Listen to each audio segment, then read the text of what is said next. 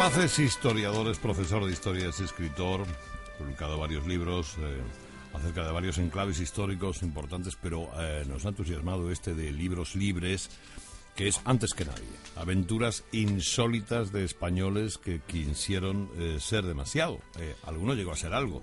Don Fernando, buenos días. Muy buenos días. Me alegro mucho de saludarle. Igualmente. Digamos que estos son españoles que hicieron mundo, pero sin embargo son aventuras bastante desconocidas. Yo, que soy aficionado a las aventuras españoles, debo reconocer que tengo grandes lagunas por saber quién descubrió las fuentes del Nilo, y no sabía que era precisamente un español, Pedro Páez, ¿no? Un tipo de Madrid. Pues sí, así es. Son episodios históricos que desconocemos por distintas razones y motivos, y que, bueno, pues se trata de sacar a la luz para que sean conocidos un poco el gran público, ¿no? Con un sentido divulgativo, y algunos de ellos pues son muy notables y deberíamos conocerlos, aunque, bueno, en parte hayan podido quedar, pues no sé, opacados por el brillo de otros episodios de más notables, ¿no? Pero creo que muchos de ellos, en muchos países que no necesariamente tienen una menor importancia histórica que nosotros, pues tendrían sus monumentos y sus placas, sí. Y en nuestro país no los tienen, claro. ¿Qué hace que sepamos de las aventuras de Ponce de León en la Florida, que fue una aventura fascinante, bueno, laboriosa, terrible, terrífic, que dirían los anglos, y, por ejemplo, no sepamos de este Pedro Páez, que sí descubrió las fuentes del Nilo? Pues así es, las descubrió además 250 años antes de que los ingleses Barton y Speke se pegaran por ellas, ¿no?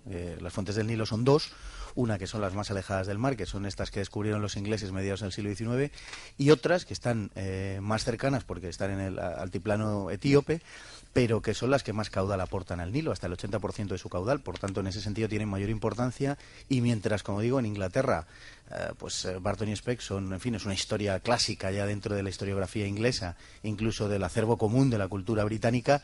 La verdad es que en España Pedro Páez no lo conoce prácticamente nadie, ¿no? Ya, pero que, por ejemplo, hoy una persona, hoy siglo XX y pico, en el que estemos, salga de Portugal, vaya a la India, de la India se vaya a Abisinia, Etiopía, etcétera, etcétera, pues diríamos, oye, hijo, no paras. Pero que eso lo hiciera un tío en el 1580, pues, bueno, la verdad hay que ponerse a pensar, eso sí que eran machadas.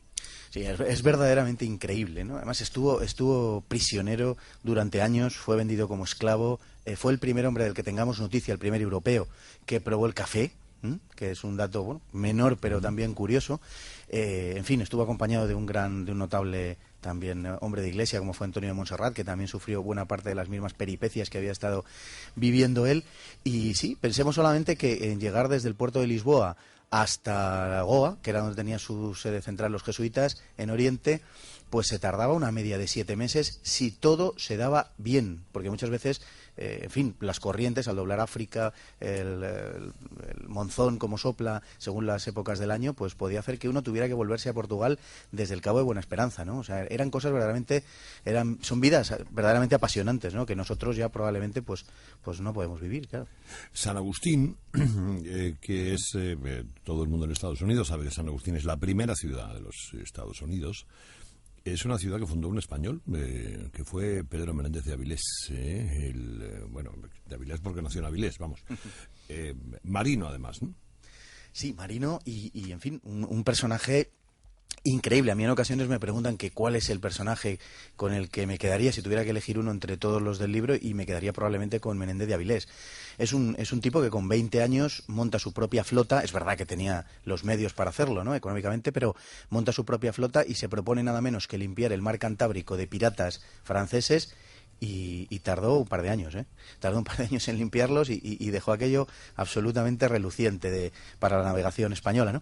Y luego, sí, se asienta en Florida, le cuesta la pérdida de un hijo, además, de su hijo mayor, y crea San Agustín, que con el paso de los siglos, y esto es una cosa también que es muy desconocida, termina convirtiéndose en una tierra de promisión para los esclavos africanos, para los esclavos negros que tenían los ingleses en las colonias situadas inmediatamente al norte de la colonia de la Florida española. Es decir, porque tal y como los españoles tratábamos a los africanos, que en gran número de casos, bueno, pues eran manumitidos a la muerte del señor, lo dejaban en su testamento, así dispuesto. Entonces, el tratamiento que los españoles hacíamos de los africanos, pues era, digámoslo así, tan benevolente, y liberábamos tal cantidad de negros que los que servían en las colonias británicas se veían atraídos y venían huyendo a la colonia española, venían huyendo a la Florida, o sea que se convirtió, de hecho se han hecho películas en Estados Unidos a este respecto, ¿no?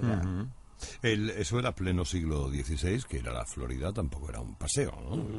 Era la Florida, pues llevaba, y luego cruzar a la Florida, aquello sería un cenagal lleno de indios que eran unos cabritos de narices, ¿no? Sí, era verdaderamente tremendo, efectivamente. Aquello era un cenagal casi interminable, todavía quedan grandes restos de eso, ¿no? De lo que son los Everglades que llegan en Luisiana, parte de Florida, y estaba habitado por indios muy agresivos, indios que costó mucho dominar y que de hecho nunca terminaron de ser dominados por completo.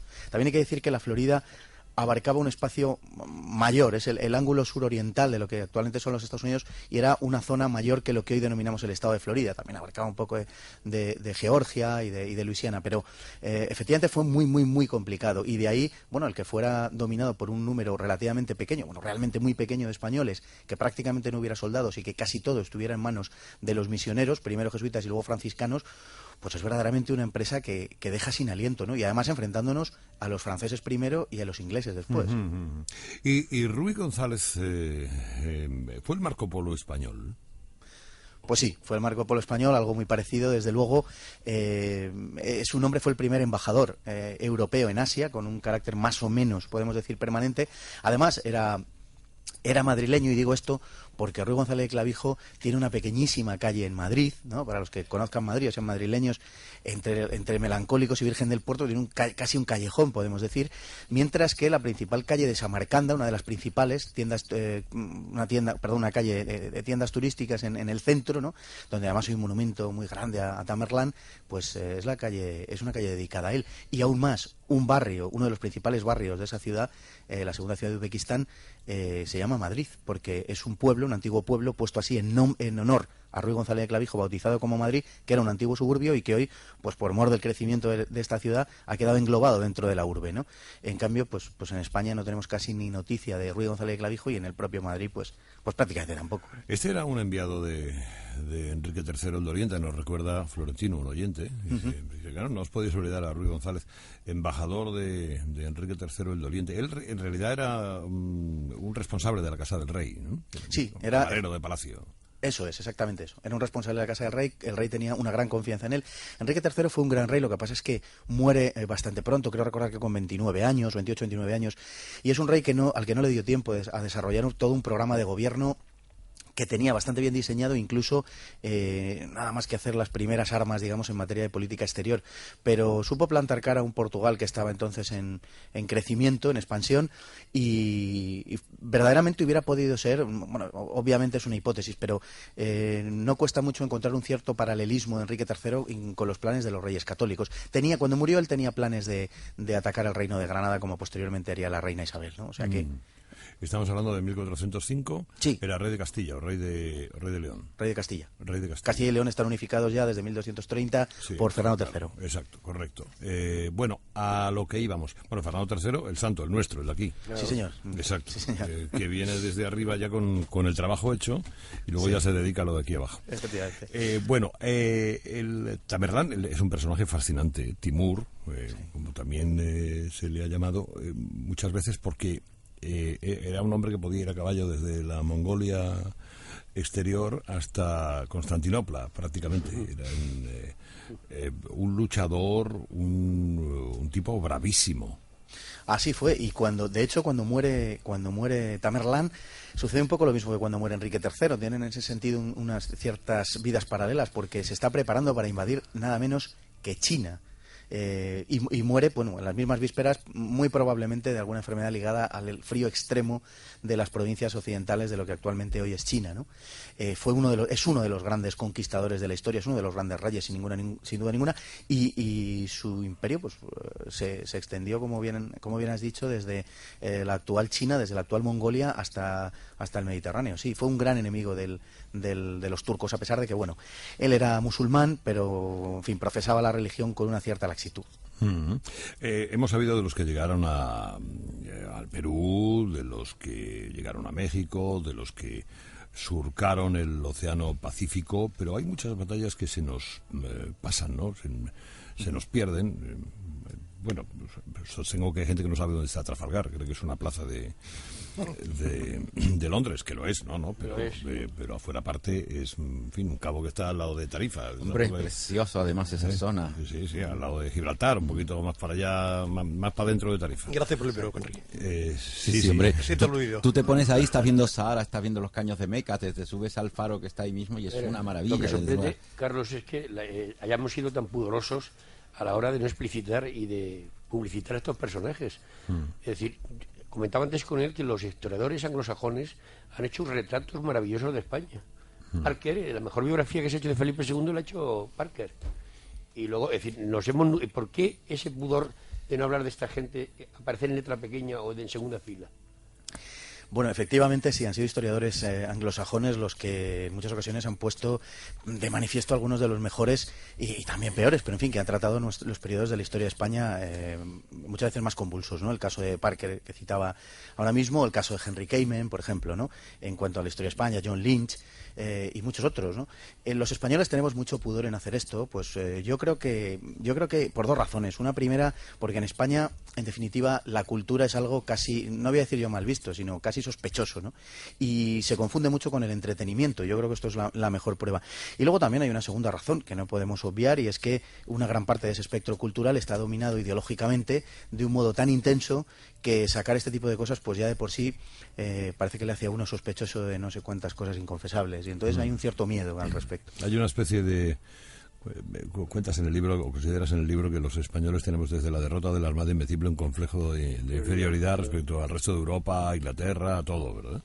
Sí, estoy absolutamente convencido. Creo que el hecho fundacional del pesimismo, más bien diría yo, del pesimismo español, es la derrota de la Invencible, pero quizá más visto a posteriori que en aquel momento, ¿no? Porque de hecho al año siguiente, y es el último capítulo del libro, al año siguiente de la Armada Invencible, que nosotros nunca llamamos así, que la denominaron de ese modo los ingleses para realzar su victoria, hubo lo que se llama la contraarmada, es decir, hubo una expedición inglesa que atacó España y la cantidad de barcos de que dispuso y la cantidad de dinero era superior, bastante superior a la que empeñó España en la campaña anterior de 1588, la llamada Invencible, ¿no? La derrota inglesa fue más espantosa que la derrota española, pero considerablemente más, y de hecho incluso Drake allí cavó su tumba, es decir, terminó su prestigio. Fue incluso, se insinuó en Inglaterra que, pues le acusó de cobardía de forma un tanto velada, ¿no?, al propio Drake. Pero de algún modo, visto en retrospectiva, sí, es decir, la Armada Invencible es lo que nos ha echado encima un complejo, pues eso, como bien acabas de decir, de que somos casi podemos decir per se inferiores a Europa, ¿no? Europa y lo europeo de modo natural es mejor, superior a lo español, sí. Bueno, se quiere conocer historias de aquellos hombres que cruzaron el Pacífico, que el lago español le conocían, al Océano Pacífico, ¿no? Las derrotas de ingleses y españoles, los que llegaron a un lugar a otros. Aquí me manda una fotografía, Florentino del Barco me manda una fotografía de la calle Ruy González de Clavijo en Samarcanda, efectivamente, y veo aquí la fotografía es muy bonita. Ruy González y Clavijo con K y con X. Lo escriben. Que vean ustedes dónde ha llegado un tío que era de Fuentes de Olmeda, aquí en la provincia de Madrid. Fuentes de Olmeda. Sí. Fuentes de Olmeda es Pedro Páez. Pedro Páez, sí, perdón. Ruy González Clavijo era madrileño, que entonces Madrid era un pueblecito pequeño, todavía faltaba más de siglo y medio para que Felipe II lo eligiese capital de España. Bueno, y Olmeda de las Fuentes se llama Olmeda de las Fuentes precisamente por las fuentes del Nilo. Sí, porque era de la cebolla originalmente. Olmeda de la cebolla. Y hay que pensar también en el jerezano Álvar Núñez de Cabeza de Vaca, ¿no? Cabeza de Vaca, es muchísimos más, claro. Sí. Pero ese es de los conocidos, claro, ese es de los más o menos que saben, ¿no? Y luego, en cuanto a los ingleses, efectivamente hay muchos que están enamorados. Otros hablan y despotrican de nosotros, pero los viajeros británicos, por ejemplo, románticos, fueron maravillosos. Figúrate las películas que habían hecho Gibson o Gerald Brennan, los ingleses habrían hecho Richard 1 millón Ford, de películas con esos personajes. Y además las hubieran hecho hasta bien. Hasta muy bien como lo hacen ellos. Muy bien como lo hacen ellos. Fernando Paz, enhorabuena por este libro. Antes que nadie, aventuras insólitas de unos españoles que quisieron ser demasiado en Libros Libres. Gracias por estar esta mañana aquí. Un abrazo. Muchísimas gracias, un placer.